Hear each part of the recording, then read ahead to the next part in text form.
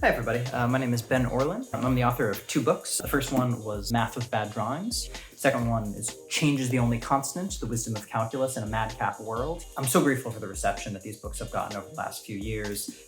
It's been really a dream for me to get to share these books with readers and hear from folks who have read the books. So I want to thank all those of you who sell books and those of you who read books, those of you who buy books but don't read them. I empathize. You're really my tribe. I understand you people. All of you, I want to thank you because it's really, I don't know, getting to make these books is really a dream for me.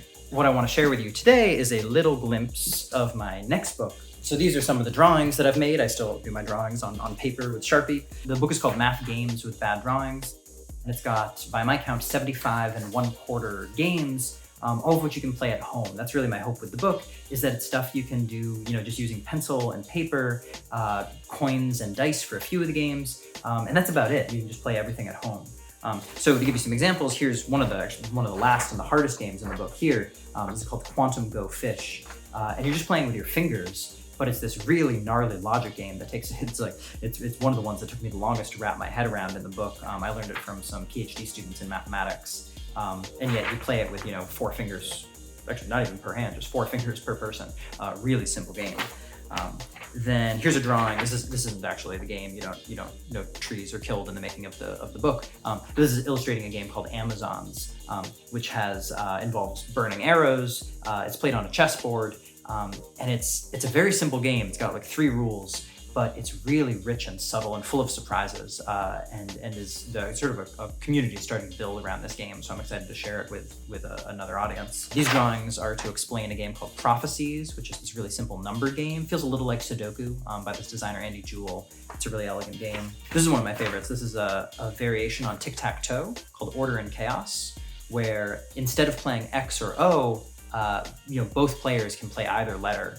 And you have one person who is Order, who's trying to create a 5 in a row, either X's or O's, and the other person called Chaos, who's just trying to block Order and prevent Order from creating a long string of letters.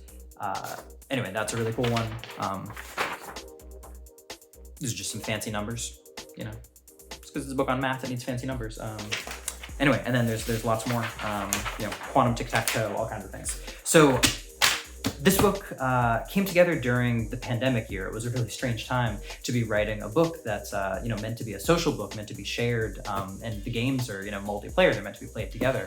And I was writing it while stuck inside my house. I relied on the help of a lot of strangers on the internet. So about 1,000 people volunteered for an email list where I would send out games to playtest, and then they would fill out surveys and send me feedback on the games.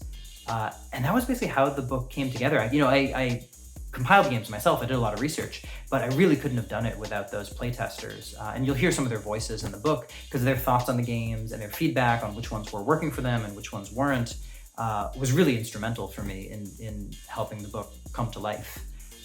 So this one, different from my first 2 books where that was me and my editor working on them together, this one is really a communal project. This was one that really, as befits games, this one was a multiplayer project from the beginning. So why games? I'm a math teacher, and what excites me about teaching math, the reason I got into that line of work, is I like seeing people think. I like seeing how they think and what kind of logical steps they're able to take and what it looks like to learn a new idea. And games are a really magical forum for that happening. The kinds of strategic insights and leaps of intuition and logical steps that people take when they're playing a game. People are loose while they're playing games, but they're also motivated and they're excited to win, but they're also just having fun. And it brings out almost kind of the perfect mindset in which people can tap into mathematical abilities that they maybe didn't know they had, and to explore a part of themselves that can be hard to find. So that's what drew me to games, is this power they have to unlock the best in our thinking. And so I'm really excited to share that with you. I hope the book lets you do that for yourself and for the people around you, because it really is a social book. It's something to be shared. So the book is coming. It will have these drawings in it. It will not be this thick, I promise you. The page count will be smaller than this. Coming in April 2022 in hardcover from my excellent publisher, Black Dog and Leventhal. And I really can't wait to share it with you, so thank you for listening.